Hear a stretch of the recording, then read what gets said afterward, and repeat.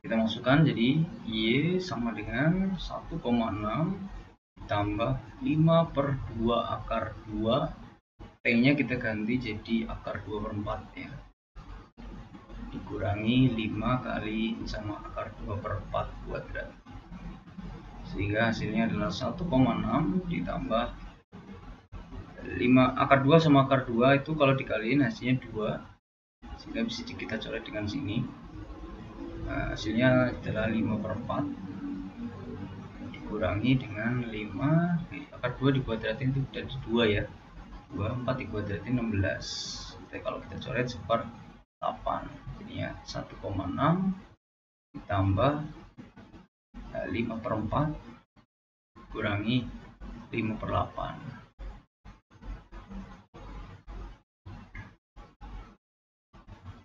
Nah, kita lihat pilihan gandanya itu berupa apa? Oh, di sini berupa desimal ya, sehingga kita buat jadi desimal semua. Di 1,6 ditambah dengan 5/4 itu 1,25. 5/8 itu berarti 1,25 bagi 2 ya. Jadi 0,675. 0,625. Di 1,6 ditambah, kita hitung ya 0,625. Jadi kalau kita jumlahkan jadi 2,225 gitu. Nah, untuk ketinggian tadi satuannya meter, 2,225 ya. Ada jawabannya yang E seperti itu. Langkah pertama, kamu lihat fungsinya, kamu buat jadi fungsi yang ada variabelnya T, kemudian kamu turunkannya kamu sama dengan kan 0, sehingga kamu dapat nilai T nya nanti. Nah, nilai T nya ini kamu masukkan lagi ke fungsi awal untuk mencari ketinggian maksimum, seperti itu.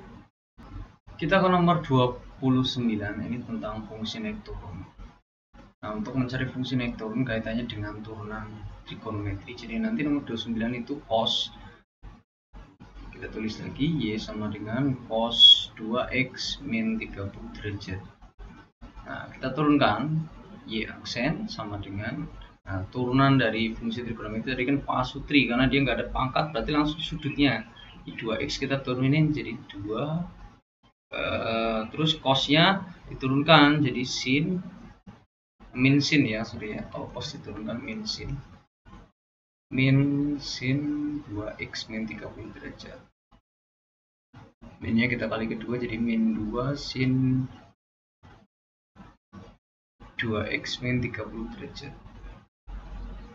Nah, kemudian untuk mencari nilai x nya itu kita sama dengan kan 0, sama seperti tentang titik maksimum tadi. Jadi min 2 sin 2x min 30 derajat itu sama dengan 0. Kita dapat min 2 nya kita pindah jadi dibagi sin 2x min 30 derajat ini sama dengan 0 juga. Nah, kemudian kita pikirkan sin berapa yang hasilnya 0 ya, sin 0 ya, atau bisa juga temennya 180 ya. Jadi selain sin 0 juga ada sin 180. Maka kita dapat nilai 2x min 30 derajat ini sama dengan 0, dan juga 2x min 30 derajat sama dengan 180. Nah, maka x nya ya berarti pindah ruas bagi 2 ya, jadi 15 derajat juga sama pindah ruas 210 bagi 2, 135 derajat. Kita dapat 2 nilai x, kemudian kita buat garis bilangan, yang satu 15, yang satu 135 derajat ya. Kita cek pakai 0, 0 nya ada di sebelah kiri. Di 0 ini kita masukkan ke turunannya tadi ya, yang Y aksen ini kita masukin ke sini. Y sama dengan min 2 sin 0 kurangi 30 ya, min 30 ya. Jadi min 2 min sin 30 itu min setengah akar 2, setengah akar 3 ya. Jadi min 2 nya ini kan min, kemudian sin sudutnya itu negatif, jadi negatif kalau kali negatif biasanya positif. Kita dapat pola untuk nilai 0 itu tadi positif, berarti sini negatif, sini positif. Nah, karena yang dicari itu naik ya, naik pada interval, Naik itu artinya berarti yang positif, yang ini. Nah, untuk yang positif berada di sebelah kirinya 15, berarti X kurang dari 15, dan sebelah kanannya 135. 135 ya, 210, oh 105 sorry ya, 210 bagi 2, 105 ya, 105. Berada di sebelah kanannya 105, jadi jawabannya adalah yang D, seperti itu. Selanjutnya nomor 30, ini lebih gampang daripada trigonometri tentunya. Nah, biasanya memang untuk pengerjaan matematika minat yang paling juga disukai itu trigonometri ya. Nah, kamu bisa menyikip soal itu dengan mengerjakan yang paling mudah dulu, yaitu nomor 30 ke sana, karena itu kan materi yang masih hangat, baru saja kamu pelajari, jadi masih ingat. Sini ada rata-rata nilai ulangan suatu kelas adalah 8. Rata-rata itu berarti kan mu-nya 8. Dan simpangan bakunya adalah 3. Kalau simpangan baku itu sigma ya, simbol dalam matematika 3. Nilai baku dari siswa yang mendapatkan nilai 7 itu adalah yang ditanyakan nilai baku. Nilai baku itu apa? Z ya. Dan 7 ini sebagai X-nya.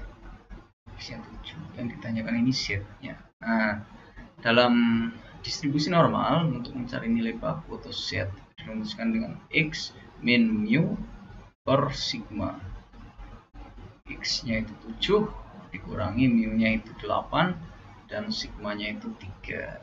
Jadi hasilnya adalah 1/3. 1/3 itu 0,33333 gitu. Yang mana jawabannya? Oh, di sini nggak ada ya. Di sini 7 kurangi 8 itu min 1 ya, sorry. Ini min 1/3 jadi min 0,33. Yang A ya. Kita lanjutkan ke soal nomor 31. Seorang penjaga gawang profesional mampu menahan tendangan penalti dengan peluang 3/5. Dalam sebuah kesempatan dilakukan sebanyak 5 kali tendangan dan peluang menjaga gawang menahan 3 kali tendangan adalah berapa? Oke, ini soal tentang distribusi binomial. Jadi percobaan yang dilakukan sebanyak n kali dan diminta yang sekian kali itu. Langkah pertama kita tentukan X-nya dulu. Biasanya ini muncul di pertanyaan terakhir.